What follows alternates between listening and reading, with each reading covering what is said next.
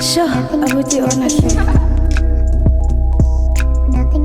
Through voluntary contributions and strategic partnerships, we can further upscale this global program in the African region. And I would like to propose, Excellency the Ambassador, a few programs and actions. The first one is digital, civic and soft skill programs that South Africa Youth has gone through, but we would like to have it in the continent.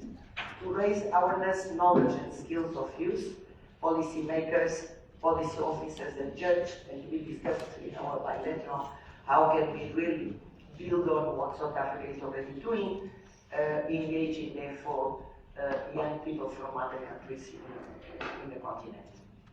National dialogues, bringing together a diversity of profiles at the local level to change mindsets across communities, and through the Mandela Soboke Summit, which will be held in September this year and next February. So again, Excellency, we have been in talking with your government to see the possibility that the February summit will also come with the presence of young people from other countries than South Africa.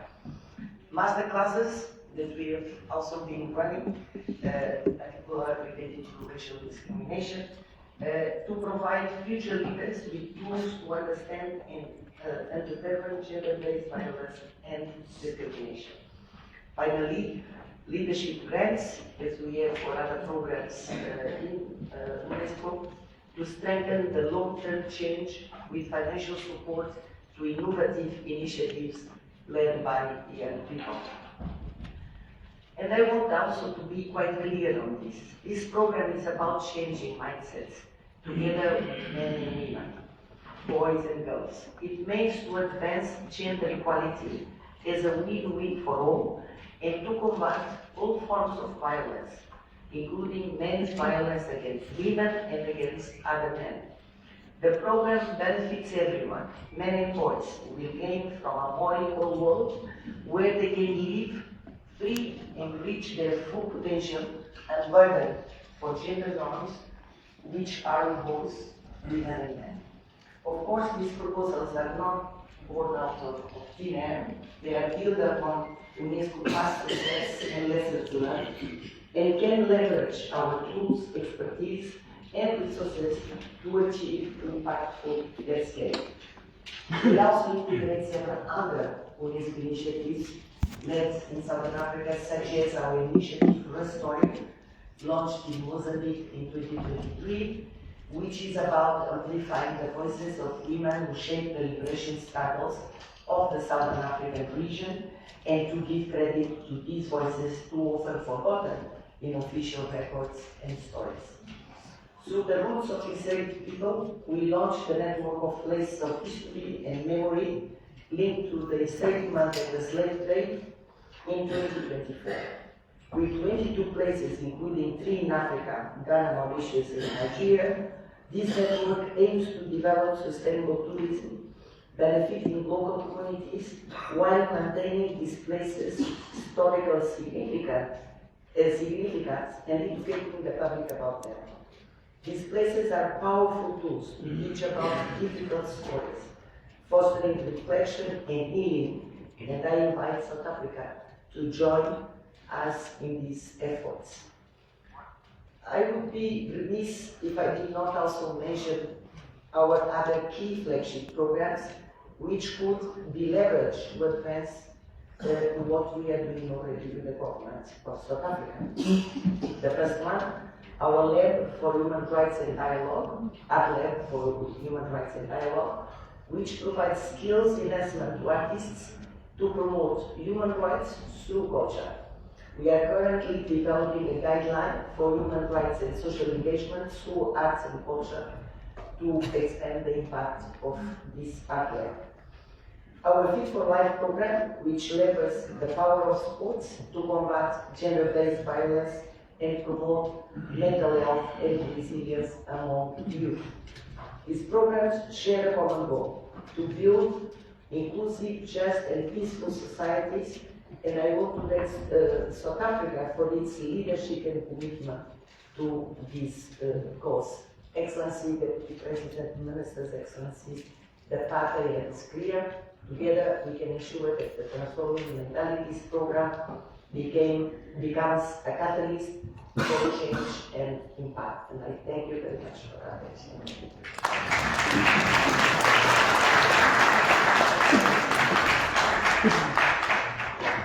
Thank you very much, APG. We know that you have the other engagement as you indicated, so we will not have the opportunity to explore some of these proposals you're making about how to expand across the world. I'm sure that ambassadors would like to hear more about that. And then we also take the cue as the Africa group on how this could be expanded within the continent. And I'm sure the ambassadors that are part of that group work with us to make sure that. Thank you very much. So it is my honor now and my pleasure to invite our Deputy Minister of Education and Training to share with you some of the work that in South Africa is done in the area of education, but also just to start thinking about what I reflected on at the beginning, how some of these examples could be used for expansion. Deputy Minister. Very much, Program Director and Moderator for today, Deputy President, Deputy Director General, and panel. What we, I think, firstly want to acknowledge the partnership that we have been having with Unesco. On specific programs that relate to most of the, or that are in most of the South African universities. We host several UNESCO chairs across institutions such as the University of South Africa, the University of Stellenbosch, the University of Johannesburg, and the University of Pretoria. And these are some of the programs that we're hoping to see continue because they you are contributing to global research agendas in sustainability, intercultural competence, and also in open learning. I think earlier on, an emphasis on the work that we're doing in the University of Johannesburg in artificial intelligence. But we also want to emphasize the South-South collaboration where the University of Johannesburg, together with 54 other universities, mostly in Latin America and in the Caribbean, under UNESCO's leadership and initiative for sustainability in higher education.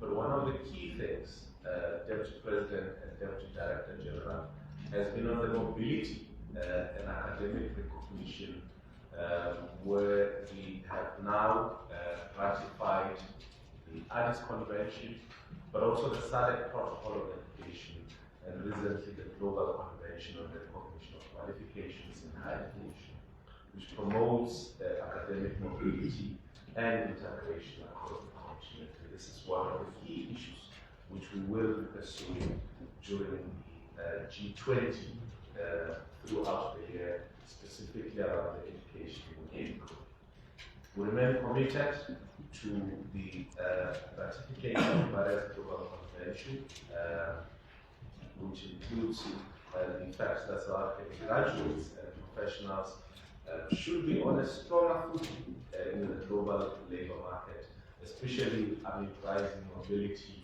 and the gig economy. And I think what is crucial about the project of the recognition of mutual recognition of qualification is that one can qualify in South Africa and their qualification and be recognized globally. And we see this as an important platform. But we also continue with our support of the UNESCO Convention Against Discrimination in Education that affirms our values of equity, justice, and also universal access to education. Specifically as it relates to G20 and as it relates to education, Deputy President, we will, I think, we've identified 3 areas which we will be looking at as the chair of the G20 Education Working Group. We're quite excited that UNESCO will be partnering with us in ensuring that we attain these three priorities, which includes, as I said, mutual recognition in a global setting, depending on deepening trust in qualification systems across across borders. That's the first priority. The second one, the qualified foundational learning with a focus on early reading, mathematics, and learning outcomes. I think we cannot overemphasize the significance of foundational digital literacy in this regard. And the third priority being that of education, professional development, and whose intention is to support teachers and educators as agents of social change. So we'll be having various meetings, education working group meeting which was held in February, and various meetings throughout the year to specifically unpack how at a G20 level, but also at a broader level, that we can be able to meet up all of these priorities. I've noted the points that have been raised by the Assistant Director General in terms of transforming mentalities, and probably some of the key points that you may want to consider is how we expand this project into the region, but also into the continent.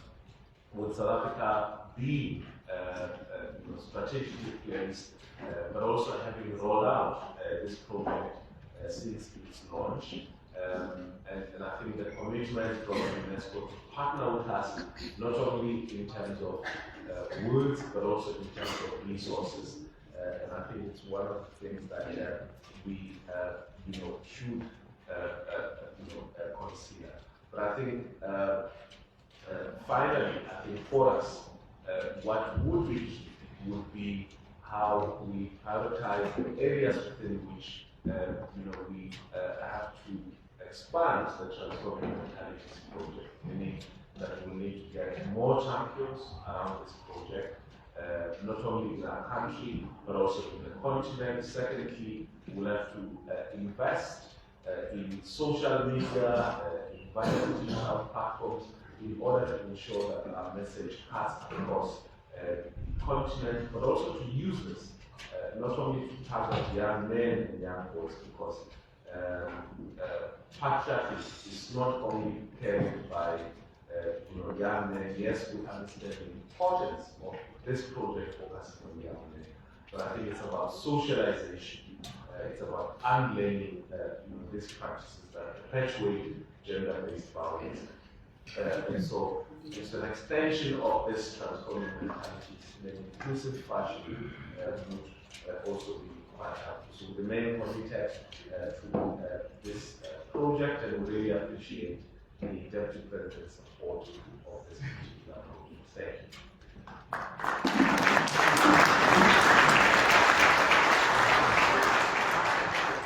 Thank you very much, Deputy Minister, demonstrating the commitment to UNESCO programs and the lessons learned, how the G20 platform as a platform for sharing lessons learned. So hopefully the delegates and ambassadors who are here will keep their ears on the ground and the proposed meeting where this will be discussed later in the year. It is now my honor and pleasure to invite the Minister of Sport, Minister Mckenzie on my left. He is responsible for culture, responsible for sport. So I wasn't sure which one he would talk about, but he said to me he's very passionate about cultural issues. So, Minister Mckenzie. Thank you very much. Deputy President, His Excellency, Paul Masatile, and his First Lady, and our Second Lady, Omilia Masatile, Ministers, Ambassadors.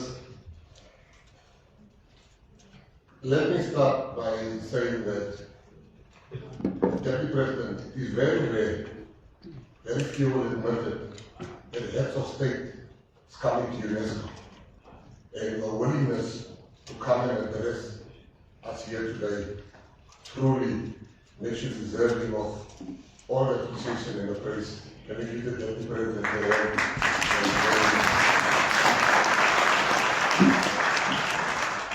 I also would like to thank the Ambassador for putting this together. Truly, this speaks to the man that you are. That you take culture very, very serious. You take our heritage extremely serious. So thank you for putting this together, Ambassador Mckenzie.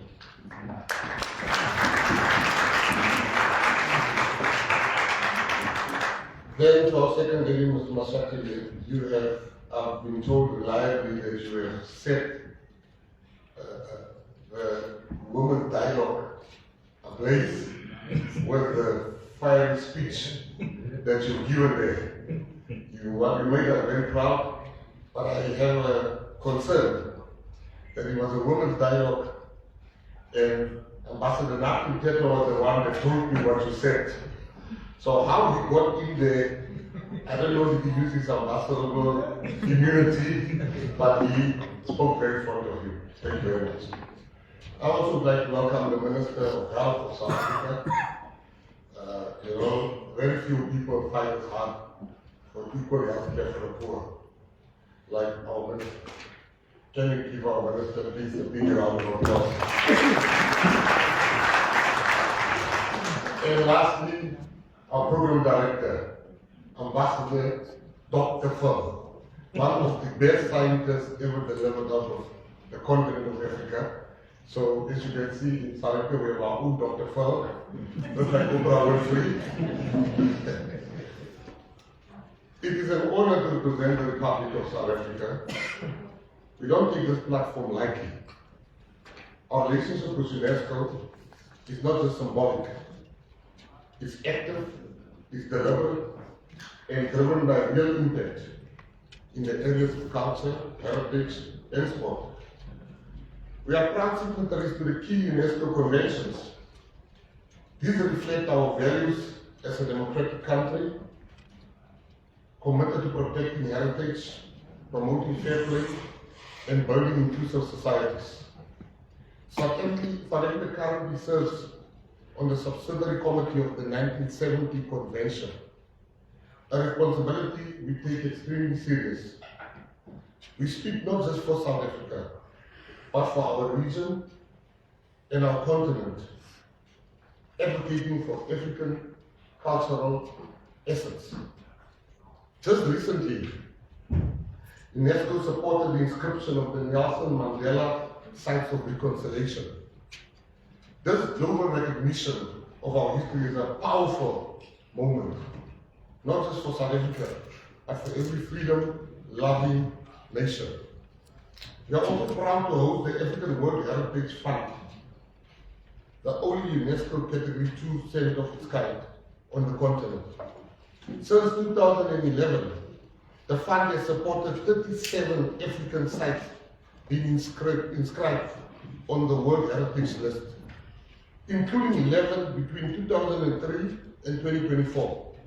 That's 39% of the targets under UNESCO's African strategy, which we've delivered. We've also helped remove 2 African sites from the list of World Heritage in danger. That's not talk, that's results.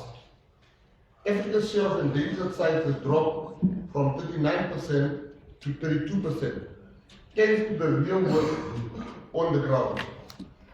Let me pause for a second and say something that is very uncomfortable to say. We are grateful for the countries that have helped to raise funds, but we are unhappy about the fact that when you raise funds, you tell us exactly how we should spend the funds. The Africans sitting on those boards understands better than all of us the needs and the path to success in the specific area. Don't treat us like children. Don't give us the fund and make us security guards of that fight only. Trust in our capabilities to be able to deliver what we all hope to deliver, what we all agree to deliver. We thank our partners, especially France, for their continued support. From the 2022 fundraising gala in Champagne to the 2023 workshop in Nice. This cooperation is proof that African heritage matters globally. But we need more. We call on partners, especially in the private sector, to help. In sport, Fighters is proud to champion clean and ethical competition. We are among the first to ratify the International Convention against doping in sport, and our national body states has enforced the anti-doping code since 1998. I would like to pause here, Deputy President, and just mention two things that is worth mentioning. Now I would like to end my little speech with two massive problems facing us. And we trust and we put our trust in Unesco to help us champion those two causes, one in culture and heritage and one in sport. Deputy Minister Guti Manamela has rightly pointed out to the youth and to the digital space. But let us be honest, why is it that the African children in the digital space don't get paid for the content that they create, and the children in Europe get paid? I have the misfortune of having two boys the same age, one living in the US, one living in South Africa. Both, the misfortune is not my boys. The misfortune is the one gets paid for his content, the other one don't get paid for his content. How can that be right? What are we creating? We are colonizing the future of our youth by telling the youth of Africa, you can create content and nobody will pay you. It's slavery. And we must not be scared to address that.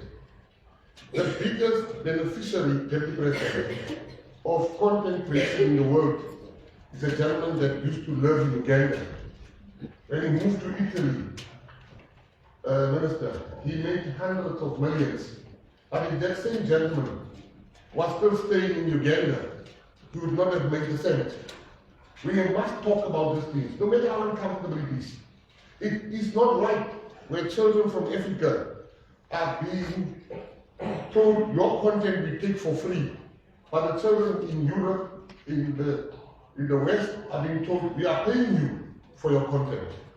The second uncomfortable issue I would like to mention, Honorable Deputy President, is the fact that sports apartheid is still alive, and we as UNESCO need to shine the spotlight on it. It cannot be that Africa has never hosted an Olympics.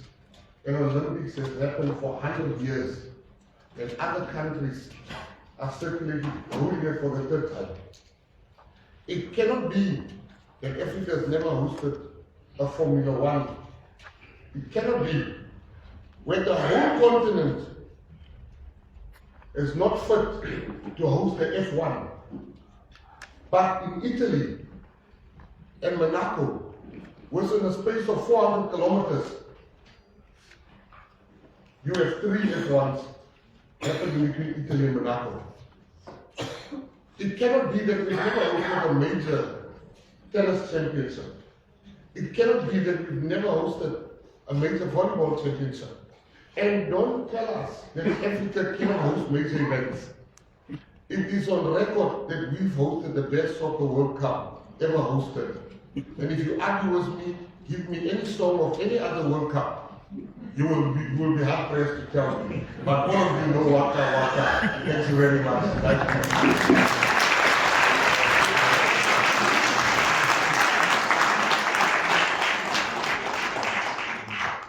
Thank you very much. I will try and do what is done in South Africa in the Xhosa language. they usually say we cannot reinterpret this course, so I will not try and reinterpret what you just said, but I think it is in the spirit of multilateral organization that both comfortable issues and uncomfortable issues be raised so we can think on how to get things to the next level. If you like to comment. We apologize, Deputy President, that we will not have a formal introduction of you through what I mean with what you've done, but I suspect everybody here knows the role that you have played. I was just looking around, Mr. President, and I remember that Ambassador Bilateral Ambassador Mckenzie was once a Minister of Arts and Culture. Mr. Mckenzie was in culture. You yourself was in culture. So maybe I should move there if I want to be ambitious.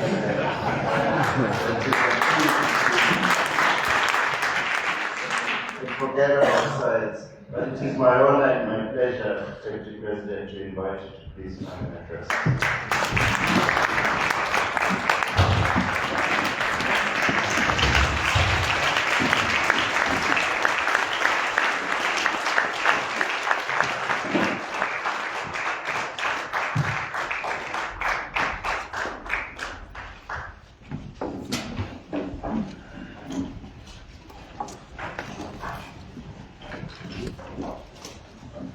Thank you very much,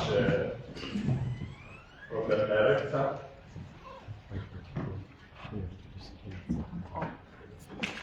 His Excellency, our permanent delegate South Africa to UNESCO, Deputy General, Director General of UNESCO, Mr. Shi, South Africa's ambassador to France, Nyambosi, Minister Mutsualedi, our Minister of Health, Minister Mckenzie, our Minister of Sports, Arts and Culture, Deputy Minister Manamela. If there are other ministers in the room that I cannot see, you are all acknowledged. Patron of the Global Alliance in the fight against HIV children, Madam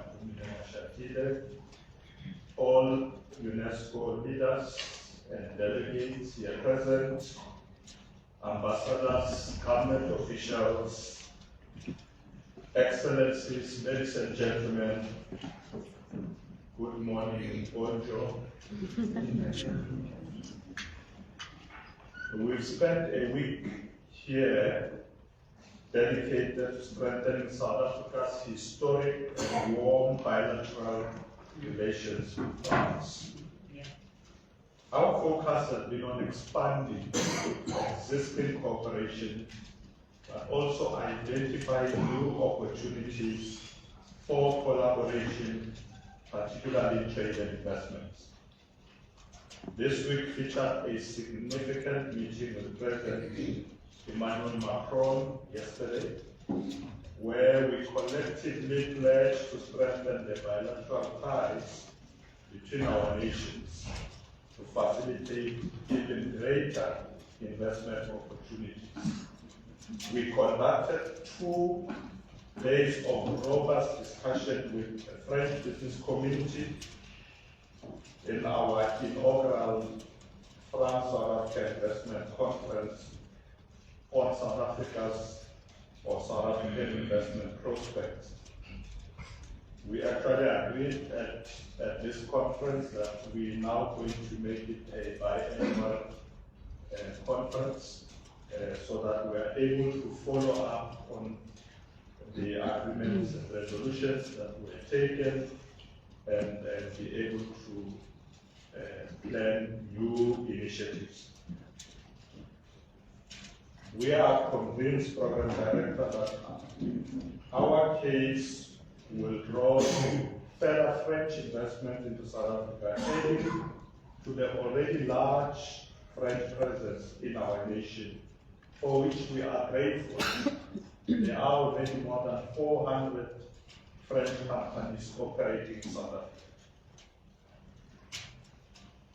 So our visit here and the conference that we have had is really timely, since South Africa will be hosting the G20 in November in Johannesburg, which, by the way, is hosted for the first time on the African soil.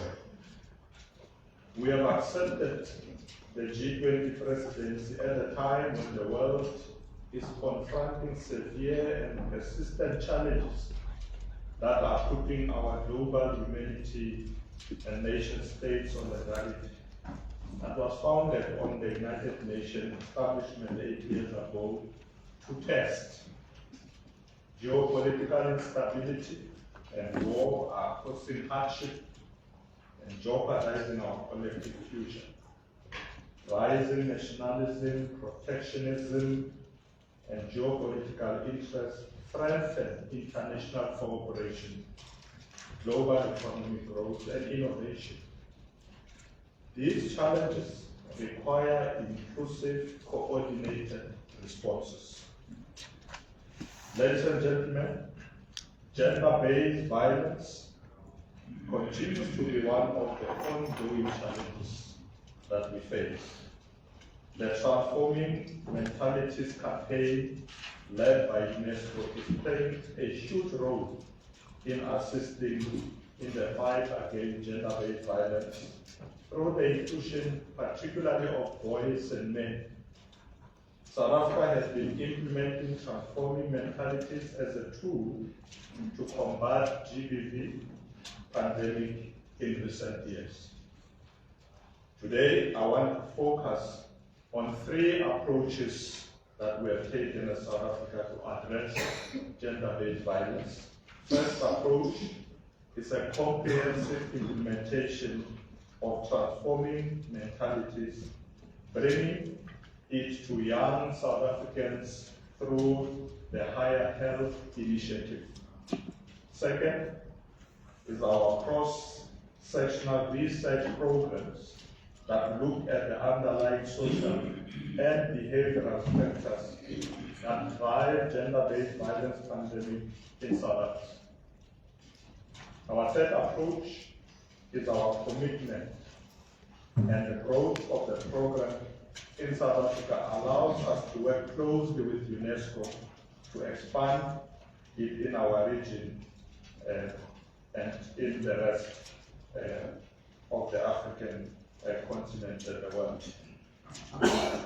We are implementing these strategies because we have learned that gender-based violence is a pervasive and deep-rooted issue that requires a societal approach. For centuries, traditional notions of masculinity have shaped how men view themselves and interact with women.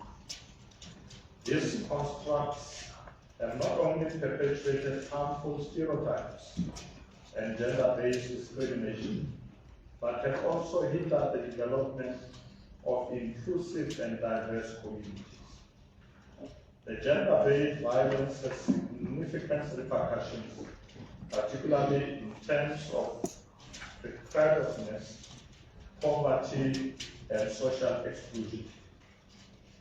Economic violence hinders women's access to essential services like healthcare and education, particularly in rural areas, causing them to make difficult choices.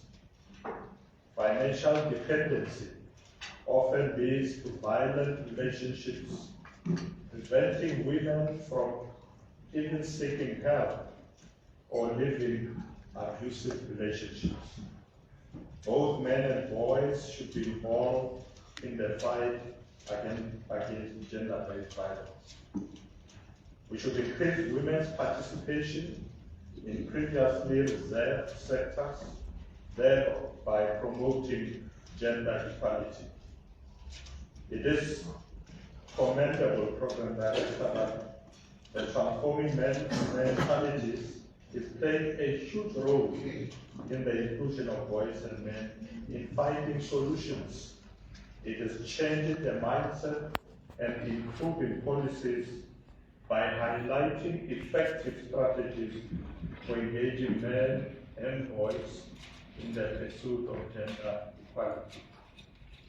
The government of South Africa has responded to this call by introducing several initiatives, such as the launch of the National Strategic Plan, NSP, on gender-based violence and femicide. This comprehensive multi-sectoral framework, called developing civil society, envisions a South Africa that is free from all forms of violence directed at women, children, but also LGBTQIA+ persons. Program Director, unless we transform human minds, and particularly the mentalities of men in our communities, we cannot build the kind of society we envision. One rooted in equality, resilience among young people, and good global citizenship. Education is crucial in transforming mentalities. From early childhood to post-school education, by nurturing values that empower young people to become empathic, respectful, and active global citizens. This transformation should extend to those outside the education system as well. The Human Resource Development Council, which is a body that I chair on behalf of the government, is committed to equipping young people with essential skills for living, which include the critical components of civic education, ethics, human rights, and gender education, as well as building soft skills such as emotional intelligence, empathy, teamwork, leadership, time management, goal setting, conflict management, and entrepreneurship, amongst others, which are classified as the top soft skills required in the workplace for employability and job success.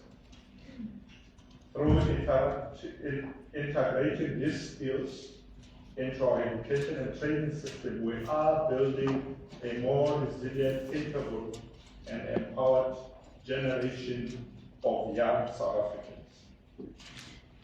Our country recognizes that GBV is a multifaceted issue that interacts with mental health, drug and alcohol abuse, disability inclusion, sexual reproductive health, civic education, climate change, economic freedom, and championship, all of which cannot be addressed separately.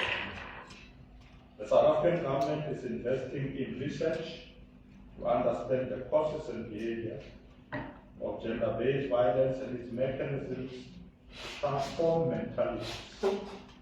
The Human Science Research Council of South Africa is open to extending this research to the SADC countries for cross-border research.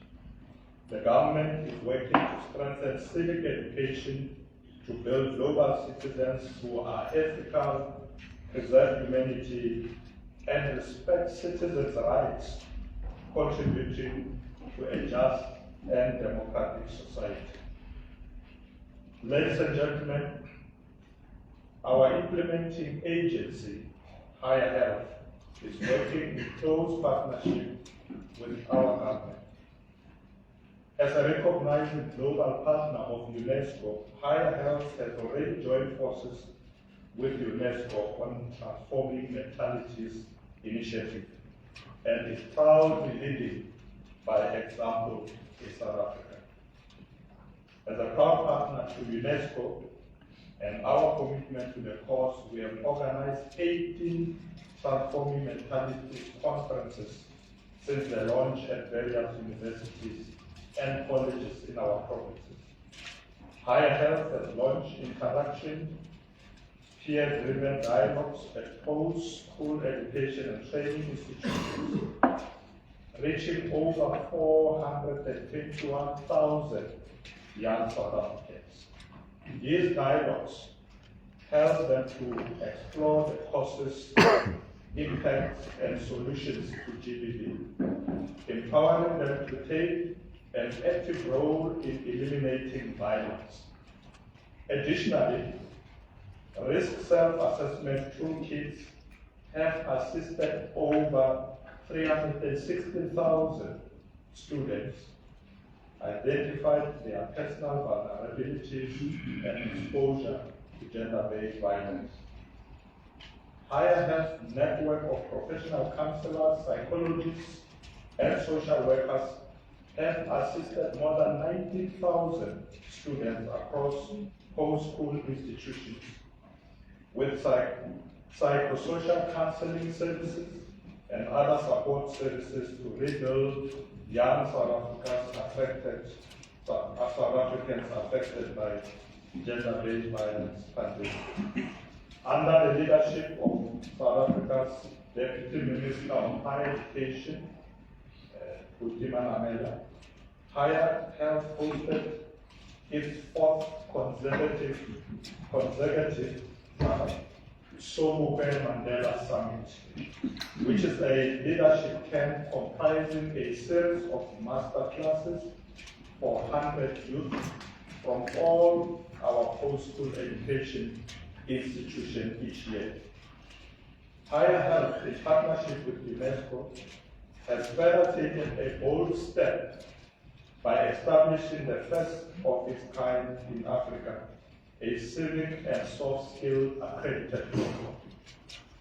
And this is done for young people at universities, community tech, which include gender studies and transforming mentalities, has become part of the core curriculum across all disciplines at our universities, TVET, and community colleges. This accredited program has already certified over 5,000 young people, and we aspire to reach another 250,000 more young South Africans in the next 2 years. I wish to see this program expand across other African countries, including our neighboring southern countries, because this is exactly what our continent needs. It should be a movement that crosses borders, cultures, and ideologies. The work of transforming mentalities is neither easy nor quick, but we have already begun. Through partnerships like the one between UNESCO and Higher Health, we are seeing change in our schools, in our university campuses, communities, and in the hearts and minds of young South Africans. Program Director, let me be clear. The fight against gender-based violence is not the sole responsibility of survivors. It is not the responsibility of women alone. Men must be part of the solution. Boys must be raised to care, not to dominate, to empathize, not to control, to act and not to remain silent. In conclusion, let us continue to work together as nations, institutions, and individuals to transform mentalities, transform lives, and to transform our shared future. Program Director, cooperation is our greatest strength and our most powerful tool. Those viewers, I'd like to thank you for giving the opportunity to share some thoughts with you, and I hope that we will continue to work together to transform our society and make sure that our people live in a beautiful society. I thank you very much. Merci beaucoup.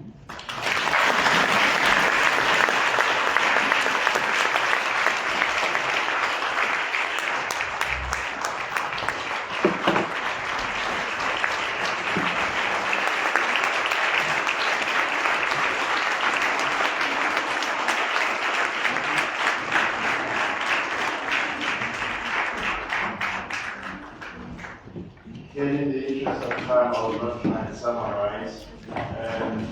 In order to conclude and to give a vote of thanks, please allow me to invite Mr. Charles Met, who is the chair of the G20 and the senior advisor to the DG, and Thank you very much, Ambassador. Your Excellency, the President of the Republic of South Africa, honorable ministers, Madam Chair of the Board, ambassadors and permanent delegates, to the Deputy Director General, distinguished guests. Thank you, Your Excellency, for visiting UNESCO today and for your powerful remarks. You spoke of challenges and also of highlighting how much South Africa has done to find solutions. Drawing on its own history, South Africa has actively supported reconciliation and reconstruction efforts. And as President Ramaphosa's special envoy for South Sudan, they have played an active role in this regard.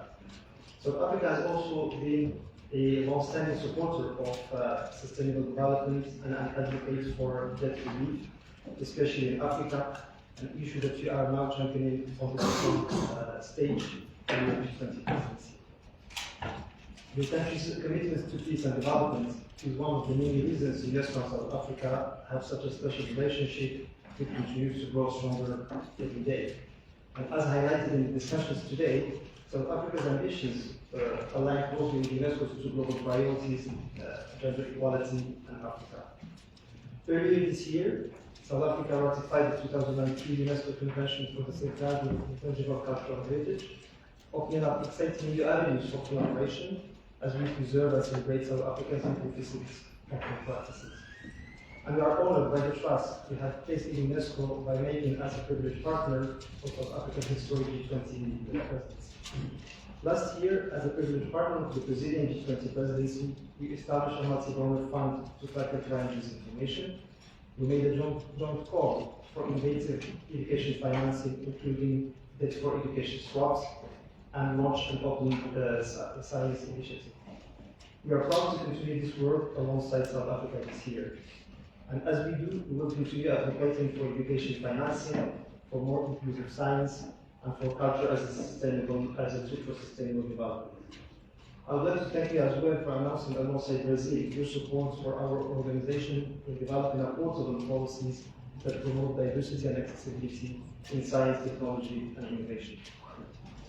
We are also very proud to contribute our expertise as the lead organization for one of the priorities of your presidency, the Artificial Intelligence Data Governance and Innovation Task Force.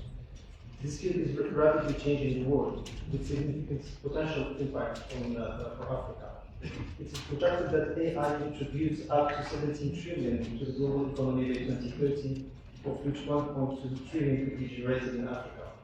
This is why UNESCO is already supporting 22 countries in Africa in developing and updating national AI frameworks in line with our recommendation on the ethics of AI, as well as working with 40 African countries to incorporate AI into education systems.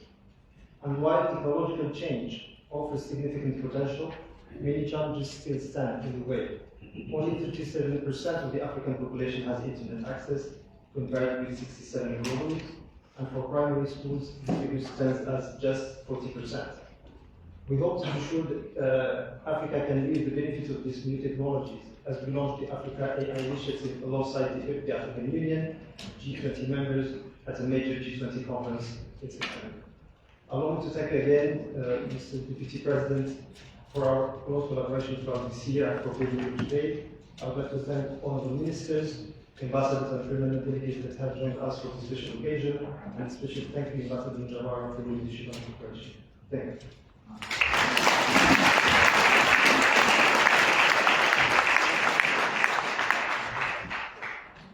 Thank you very much. I think we've come to the end of the session. We sincerely apologize for any conditions late.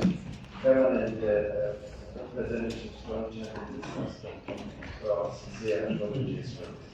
So may I then request that we allow the President to take lead. Please then we will then after